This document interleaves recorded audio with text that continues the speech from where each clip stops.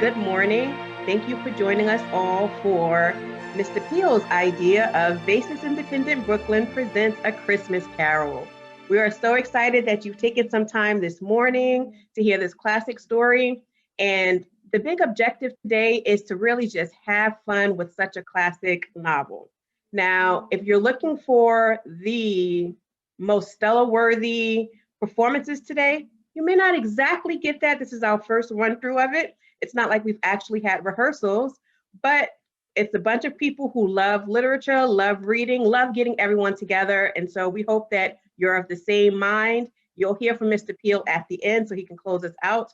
But without further ado, we present to you Basis Independent Brooklyn's reading of Charles Dickens' A Christmas Carol. Take it away.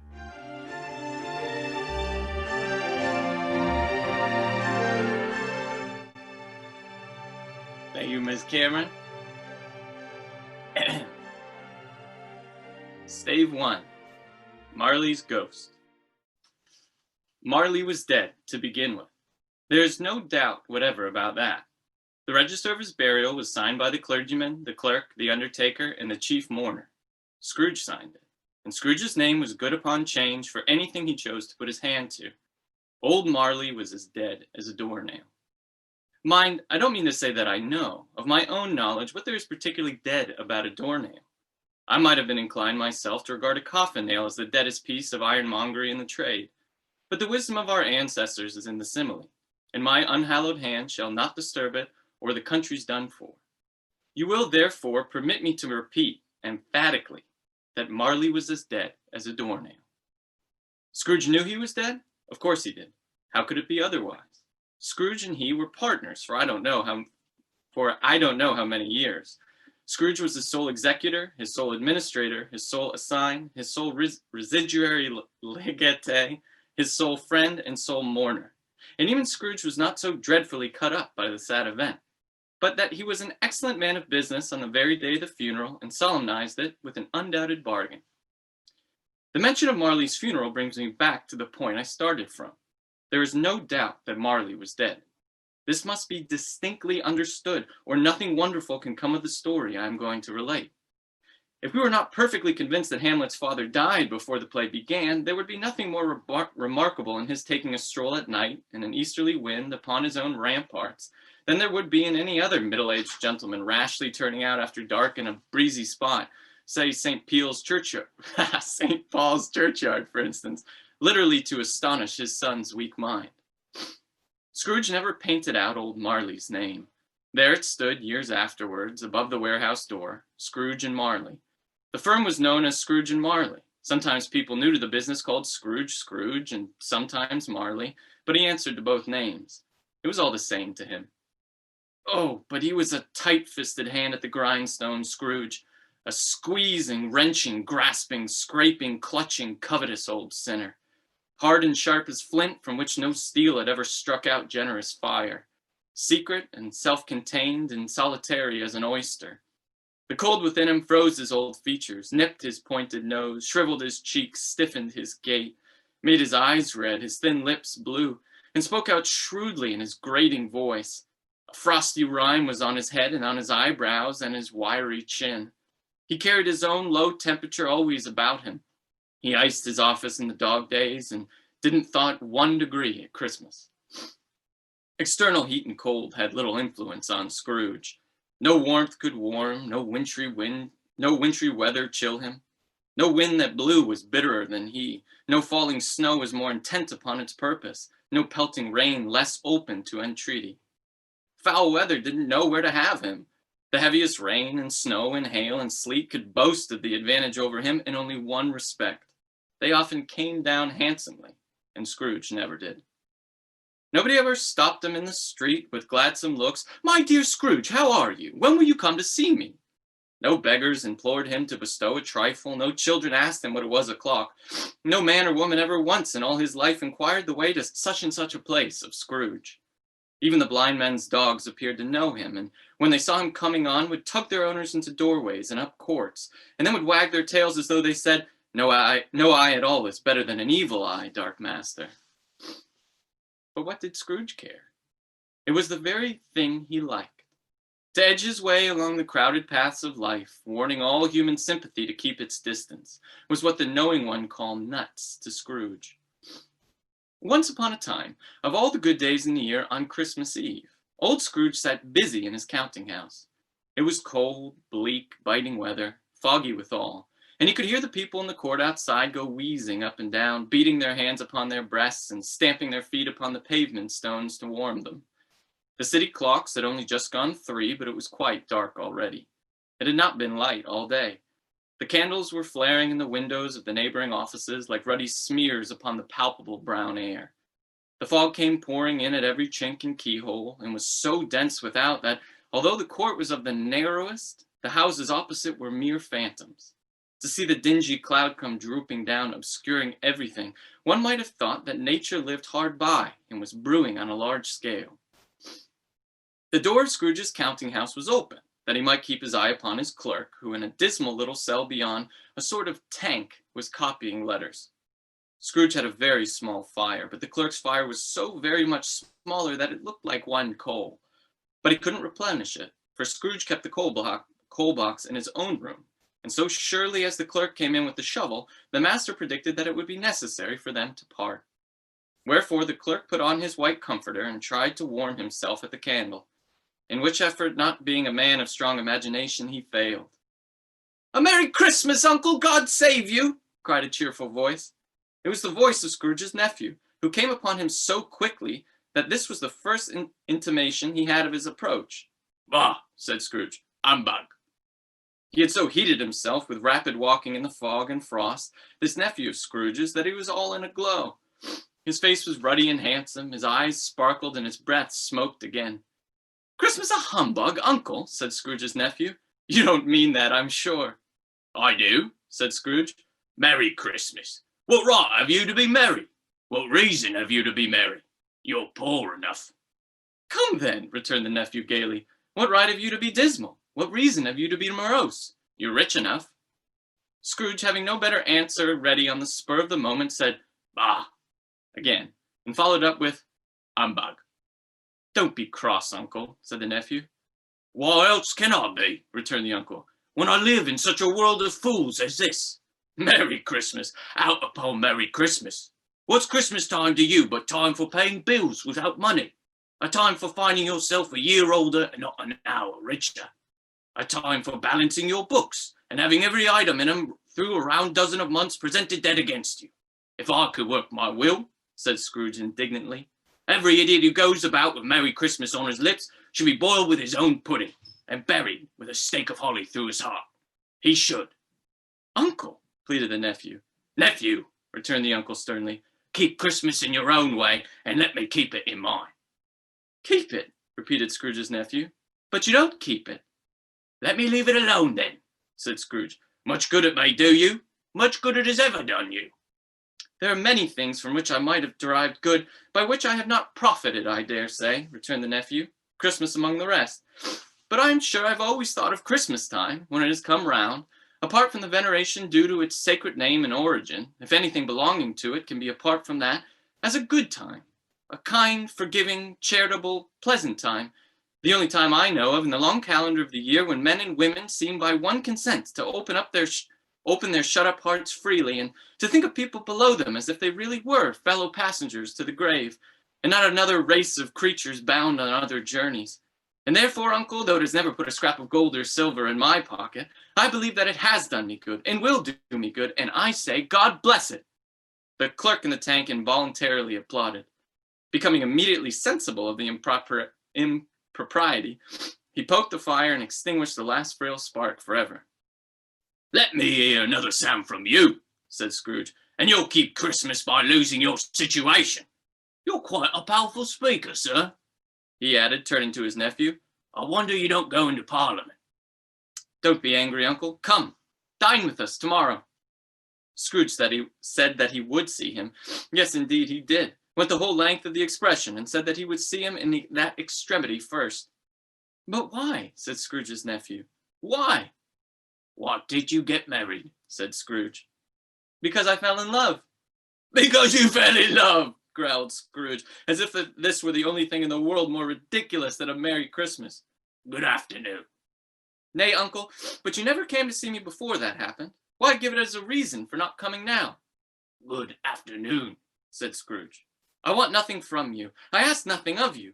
Why can we not be friends? Good afternoon, said Scrooge. I am sorry with all my heart to find you so resolute. We had never had any quarrel to which I have been a party, but I've made the trial in homage to Christmas, and I'll keep my Christmas humor to the last. So a Merry Christmas, uncle. Good afternoon, said Scrooge, and a Happy New Year. Good afternoon, said Scrooge. His nephew left the room without an angry word, notwithstanding.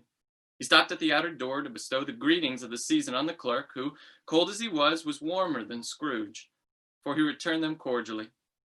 There's another fellow, muttered Scrooge, who overheard him, my clerk with 15 shillings a week, and a wife and family talking about a Merry Christmas. I'll retire to Bedlam. This lunatic, in letting Scrooge's nephew out, had let 2 other people in. They were portly gentlemen, pleasant to behold, and now stood with their hats off in Scrooge's office. They had books and papers in their hands and bowed to him. Scrooge and Marley's, I believe, said one of the gentlemen, referring to his list. Have I the pleasure of addressing Mr. Scrooge or Mr. Marley? Mr. Marley has been dead these 7 years, Scrooge replied. He died 7 years ago, this very night. We have no doubt his liberality is well represented by his surviving partner, said the gentleman, presenting his credentials. It certainly was, for they had been 2 kindred spirits. At the ominous word liberality, Scrooge frowned and shook his head and handed the credentials back. At this festive season of the year, Mr. Scrooge, said the gentleman, taking up a pen, it is more than usually desirable that we should make some slight provision for the poor and destitute, who suffer greatly at the present time.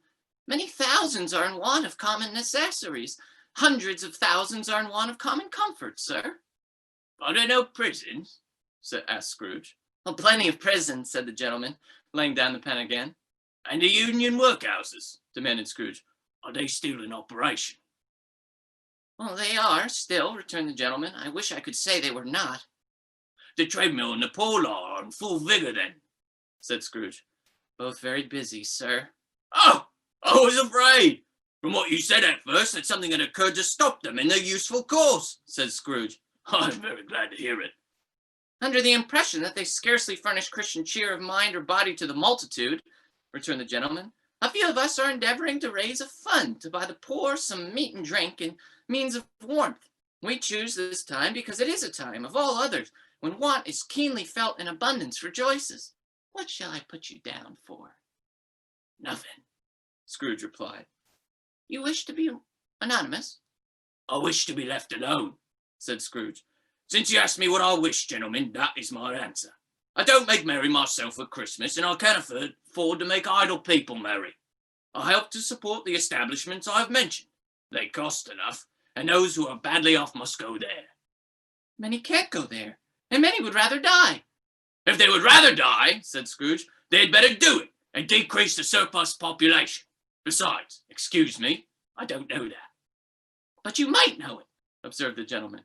It's not my business, Scrooge returned. It's enough for a man to understand his own business and not to interfere with other people's. Mine occupies me constantly. Good afternoon, gentlemen. Seeing clearly that it would be useless to pursue their point, the gentleman withdrew. Scrooge resumed his labors with an improved opinion of himself and in a more facetious temper than was usual with him. Meanwhile, the fog and darkness thickened so that people ran about with flaring links, proffering their services to go before houses and carriages and conduct them on their way. The ancient tower of a church, whose gruff old bell was always peeping slyly down at Scrooge out of a Gothic window in the wall, became invisible and struck the hours and quarters in the clouds with tremulous vibrations afterwards, as if its teeth were chattering in its frozen head up there. The cold became intense.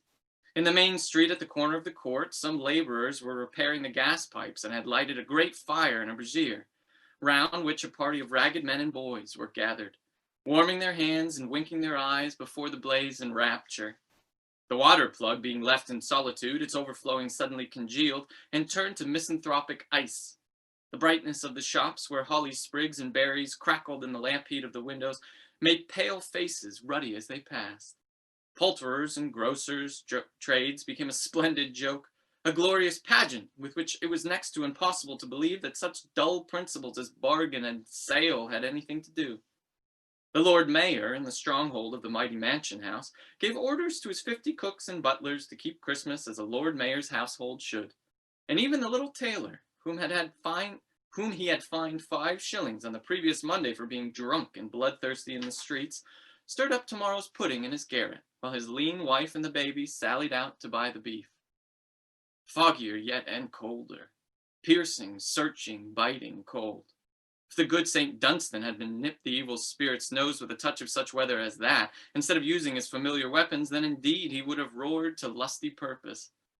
The owner of one scant young nose gnawed and mumbled by the hungry cold as bones are gnawed by dogs, stooped down at Scrooge's keyhole to regale him with a Christmas carol. But at the first sound of "God bless ye, merry gentlemen, may nothing you dismay," Scrooge seized the ruler with such energy of action that the singer fled in terror, leaving the keyhole to the fog and even more congenial frost.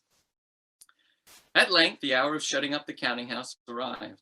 With an ill will, Scrooge dismounted from his stool and tacitly admitted the fact to the expectant clerk in the tank, who instantly snuffed his candle out and put on his hat. "You want all day tomorrow, I suppose," said Scrooge. "If it's convenient, sir." "It's not convenient," said Scrooge, "and it's not fair. If I was to stop £half-a-crown for it, you'd think yourself ill-used, I'll be bound." The clerk smiled faintly. "And yet," said Scrooge, "you don't think me ill-used when I pay a day's wages for no work." The clerk observed that it was only once a year. "A poor excuse for picking a man's pocket every 25th of December," said Scrooge, buttoning his great overcoat to the chin. "But I suppose you must have the whole day. Be here all the earlier next morning." The clerk promised that he would, and Scrooge walked out with a growl. The office was closed in a twinkling, and the clerk, with the long ends of his white comforter dangling below his waist, for he boasted no greatcoat, went down a slide on Cornhill at the end of a lane of boys 20 times, in honor of its being Christmas Eve, and then ran home to Camden Town as hard as he could pelt to play at blind man's buff. Scrooge took his melancholy dinner in his usual melancholy tavern, and having read all the newspapers and beguiled the rest of the evening with his banker's book, went home to bed. He lived in chambers which had once belonged to his deceased partner. They were a gloomy suite of rooms, and a lowering pile of building up a yard where it had so little business to be that one could scarcely help fancying it must have run there when it was a young house, playing at hide-and-seek with other houses, and had forgotten the way out again. It was old enough now, and dreary enough, for nobody lived in it but Scrooge, the other rooms being all let out as offices. The yard was so dark that even Scrooge, who knew its every stone, was fain to grope with his hands. The fog and frost so hung about the black old gateway of the house that it seemed as if the genius of the weather sat in mournful meditation on the threshold. Ms. Pizzino, I think you're up. Now it is a fact that there was nothing at all particular about the knocker on the door, except that it was very large. It is also a fact that Scrooge had seen it night and morning during his whole residence in that place. Also, that Scrooge had as little of what is called fancy about him as any man in the city of London, even including, which is a bold word, the corporation, aldermen, and livery. Let it also be borne in mind that Scrooge had not bestowed one thought on Marley since his last mention of his 7 years dead partner that afternoon. And then let any man explain to me, if he can, how it happened that Scrooge, having his key in the lock of the door, saw in the knocker, without its undergoing any intermediate process of change, not a knocker, but Marley's face. Marley's face. It was not in impenetrable shadow as the other objects in the yard were, but had a dismal light about it, like a bad lobster in a dark cellar. It was not angry or ferocious, but looked at Scrooge as Marley used to look, with ghostly spectacles turned up on its ghostly forehead. The hair was curiously stirred, as if by breath or hot air. And though the eyes were wide open, they were perfectly motionless. That, and its livid color, made it horrible, but its horror seemed to be in spite of the face and beyond its control, rather than a part of its own expression. As Scrooge looked fixedly at this phenomenon, it was a knocker again. To say that he was not startled, or that his blood was not conscious of a terrible sensation to which it had been a stranger from infancy, would be untrue. But he put his hand upon the key he had relinquished, turned it sturdily, walked in, and lighted his candle. He did pause with a moment's irresolution before he shut the door, and he did look cautiously behind it first, as if he half expected to be terrified with the sight of Marley's pigtail sticking out into the hall. But there was nothing on the back of the door except the screws and nuts that held the knocker on. So he said, "Pooh, pooh," and closed it with a bang. The sound resounded through the house like thunder. Every room above and every cask in the wine merchant's cellars below appeared to have a separate peal of echoes of its own. Scrooge was not a man to be frightened by echoes. He fastened the door and walked across the hall and up the stairs, slowly too, trimming his candle as he went. You may talk vaguely about driving a coach and six up a good old flight of stairs, or through a bad young act of Parliament, but I mean to say you might have got a hearse up that staircase, and taken it broadwise with the splinter bar towards the wall and the door towards the balustrades, and done it easy. There was plenty of width for that and room to spare, which is perhaps the reason why Scrooge thought he saw a locomotive hearse going on before him in the gloom. Half a dozen of gas lamps out on the street wouldn't have lighted the entry too well, so you may suppose that it was pretty dark with Scrooge's dip. Up Scrooge went, not caring a button for that. Darkness is cheap, and Scrooge liked it. But before he shut his heavy door, he walked through his rooms to see that all was right. He had just enough recollection of the face to desire to do that. Sitting room, bedroom, lumber room, all as they should be. Nobody under the table, nobody under the sofa, a small fire in the grate, spoon and basin ready, and the little saucepan of gruel, Scrooge had a cold in his head, upon the hob. Nobody under the bed, nobody in the closet, nobody in his dressing gown, which was hanging up in a suspicious attitude against the wall. Lumber room as usual, old fire guard, old shoes, 2 fish baskets, washing stand on 3 legs, and a poker.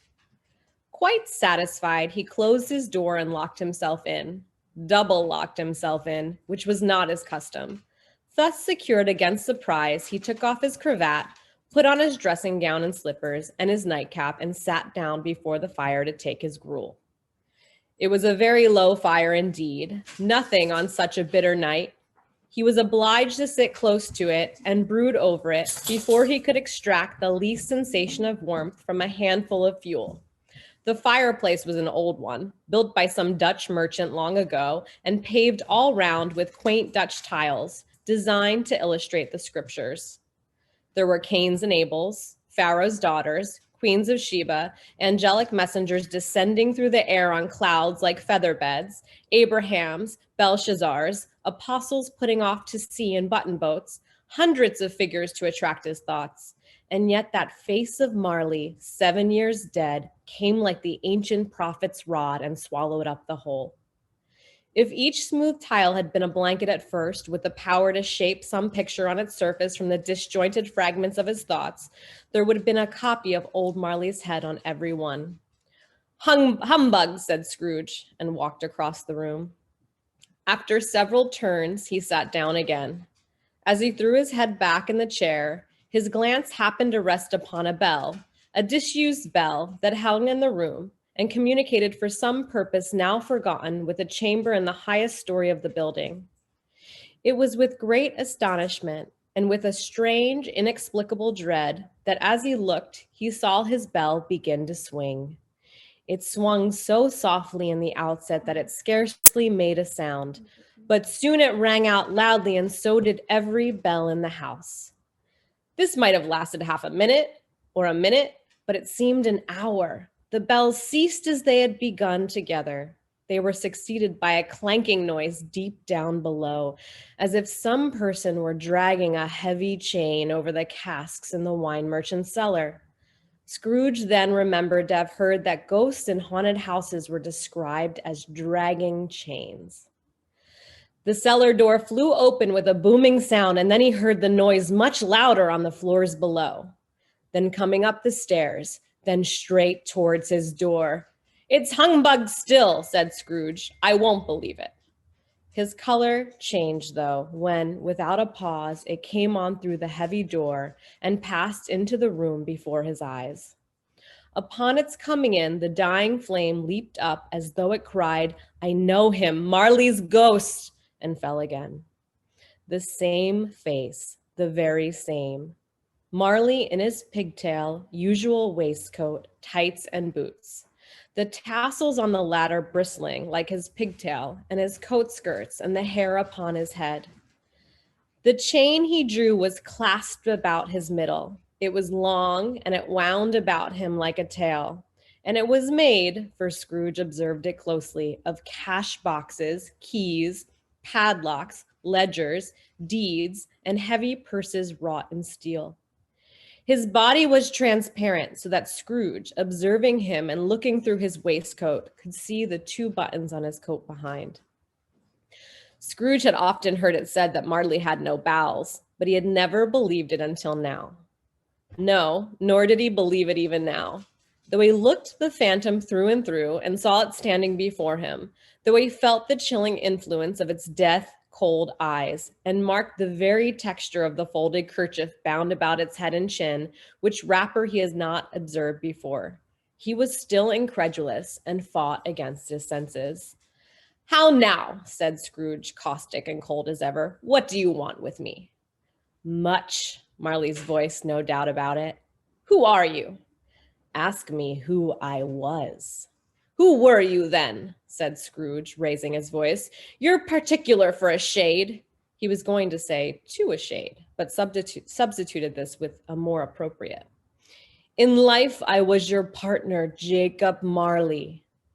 Can you sit down?" asked Scrooge, looking doubtfully at him. "I can." "Do it then." Scrooge asked the question because he didn't know whether a ghost so transparent might find himself in a condition to take a chair, and felt that in the event of it being impossible, it might involve the necessity of an embarrassing explanation. But the ghost sat down the opposite side of the fireplace as if he were quite used to it. "You don't believe in me," observed the ghost. "I don't," said Scrooge. "What evidence would you have of my reality beyond that of your own senses?" "I don't know," said Scrooge. "Why do you doubt your senses?" "Because," said Scrooge, "a little thing affects them. A slight disorder of the stomach makes them cheats. You may be an undigested bit of beef, a blot of mustard, a crumb of cheese, a fragment of an underdone potato. There's more of gravy than of grave about you, whatever you are." Scrooge was not much in the habit of cracking jokes, nor did he feel in his heart by any means waggish then. The truth is that he tried to be smart as a means of distracting his own attention and keeping down his terror, for the specter's voice disturbed the very marrow in his bones. To sit staring at those fixed, glazed eyes in silence for a moment would play, Scrooge felt, the very deuce with him. There was something very awful, too, in the specter being provided with an infernal atmosphere of its own. Scrooge could not feel it himself, but this was clearly the case, for though the ghost sat perfectly motionless, its hair and skirts and tassels were still agitated by the hot vapor from an oven. "You see this toothpick," said Scrooge, returning quickly to the charge, for the reason just assigned, and wishing, though it were only for a second, to divert the vision's stony gaze from himself. "I do," replied the ghost. "You are not looking at it," said Scrooge. "But I see it," said the ghost, notwithstanding. "Well," returned Scrooge, "I have but to swallow this and be for the rest of my days persecuted by a legion of goblins, all of my own creation. Humbug, I tell you, humbug!" At this, the spirit raised a frightful cry and shook its chains with such a dismal and appalling noise that Scrooge held on tight to his chair to save himself from falling in a swoon. But how much greater was his horror when the phantom, taking off the bandage round its head as if it were too warm to wear indoors, its lower jaw dropped down upon its breast. Scrooge fell upon his knees and clasped his hands before his face. "Mercy," he said, "dreadful apparition, why do you trouble me?" "Man of the worldly mind," replied the ghost, "do you believe in me or not?" "I do," said Scrooge. "I must. But why do spirits walk the earth, and why do they come to me?" "It is required of every man," the ghost returned, "that the spirit within him should walk abroad among his fellow men and travel far and wide. And if that spirit goes not forth in life, it is condemned to do so after death. It is doomed to wander through the world. Oh, woe is me, and witness what it cannot share, but might have shared on earth and turned to happiness." Again, the specter raised a cry and shook his chains and wrung its shadowy hands. "You are fettered," said Scrooge, trembling. "Tell me why." "I wear the chain I forged in life," replied the ghost. "I made it link by link and yard by yard. I girded it of my own free will, and of my own free will I wore it. Is its pattern strange to you?" Scrooge trembled more and more. "Or would you know," pursued the ghost, "the weight and length of the strong coil you bear yourself? It was full as heavy and as long as this 7 Christmas Eves ago. You have labored on it since. It is a ponderous chain." Scrooge glanced about him on the floor, in the expectation of finding himself surrounded by some 50 or 60 fathoms of iron cable, but he could see nothing. "Jacob," he said imploringly. "Old Jacob Marley, tell me more. Speak comfort to me, Jacob." "I have none to give," the ghost replied. "It comes from other regions, Ebenezer Scrooge, and is conveyed by other ministers to the other kinds of men. Nor can I tell you what I would. A very little more is all permitted to me. I cannot rest, I cannot stay, I cannot linger anywhere. My spirit never walked beyond our counting house. Mark me, in life, my spirit never roved beyond the narrow limits of our money-changing hall, and weary journeys lie before me." It was a habit with Scrooge, whenever he became thoughtful, to put his hands in his breeches pockets. Pondering on what the ghost had said, he did so now, but without lifting up his eyes or getting off his knees. "You must have been very slow about it, Jacob," Scrooge observed in a businesslike manner, though with humility and deference. "Slow," the ghost repeated. 7 years dead," mused Scrooge, "and traveling all the time." "The whole time," said the ghost. "No rest, no peace, incessant torture of remorse." "You travel fast?" said Scrooge. "On the wings of the wind," replied the ghost. "You might have got over a great quantity of ground in 7 years," said Scrooge. The ghost, on hearing this, set up another cry and clanked its chains so hideously in the dead silence of the night that the ward would have been justified in indicting it for a nuisance. "Oh, captive bound and double ironed," cried the phantom, "not to know that ages of incessant labor by immortal creatures, for this earth must pass into eternity before the good of which it is susceptible is all developed. Not to know that any Christian spirit working kindly in this little sphere, whatever it may be, will find its mortal life too short for its vast means of usefulness. Not to know that no space of regret can make amends for one life's opportunity misused. Yet such was I. Oh, such was I." "But you were always a good man of business, Jacob," faltered Scrooge, who now began to apply this to himself. "Business!" cried the ghost, wringing its hands again. "Mankind was my business. The common welfare was my business. Charity, mercy, forbearance, and benevolence were all my business. The dealings of my trade were but a drop of water in the comprehensive ocean of my business." It held up its chain at arm's length, as if that were the cause of all its unavailing grief, and flung it heavily upon the ground again.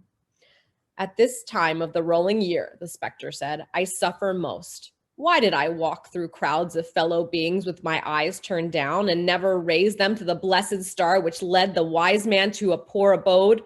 Were there no poor homes to which its light would have conducted me?" Scrooge was very much dismayed to hear the specter going on at this rate, and began to quake exceedingly. "Hear me," cried the ghost. "My time is nearly gone." "I will," said Scrooge. "But don't be hard upon me. Don't be flowery, Jacob, pray."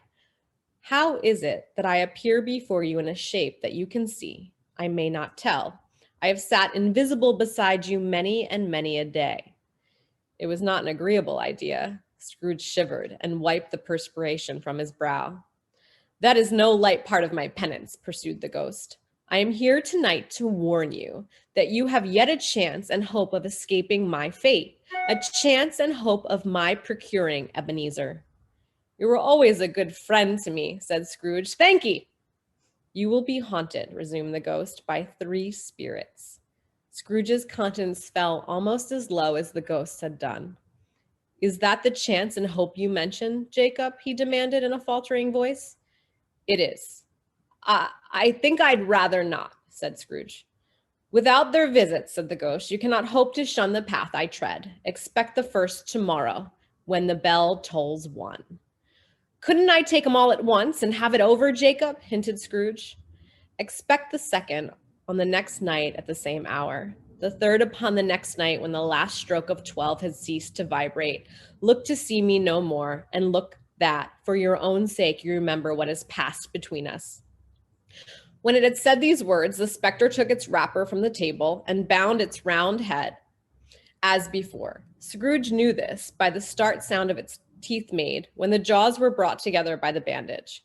He ventured to raise his eyes again and found his supernatural visitor confronting him in an erect attitude with its chain wound over and about its arm. The apparition walked backward from him, and at every step it took, the window raised itself a little, so that when the specter reached it, it was wide open. It beckoned Scrooge to approach, which he did. When they were within 2 paces of each other, Marley's ghost held up its hand, warning him to come no nearer. Scrooge stopped. Not so much in obedience as in surprise and fear, for on the raising of the hand, he became sensible of confused noises in the air, incoherent sounds of lamentation and regret, wailings inexpressibly sorrowful and self-accusatory. The specter, after listening for a moment, joined in the mournful dirge and floated out upon the bleak, dark night. Scrooge followed to the window. Desperate in his curiosity, he looked out. The air was filled with phantoms, wandering hither and thither in restless haste, and moaning as they went. Every one of them wore chains like Marley's ghost. Some few, they might be guilty governments, were linked together, none were free. Many had been personally known to Scrooge in their lives. He had been quite familiar with one ghost in a white waistcoat with a monstrous iron safe attached to its ankle, who cried piteously at being unable to assist a wretched woman with an infant, whom it saw below upon a doorstep. The misery with them all was, clearly, that they sought to interfere for good in human matters and had lost the power forever. Whether these creatures faded into the mist or mist enshrouded them, he could not tell, but they and their spirit voices faded together, and the night became as it had been when he walked home. Scrooge closed the window and examined the door by which the ghost had entered. It was double locked, as he had locked it with his own hands, and the bolts were undisturbed. He tried to say humbug, but stopped at the first syllable.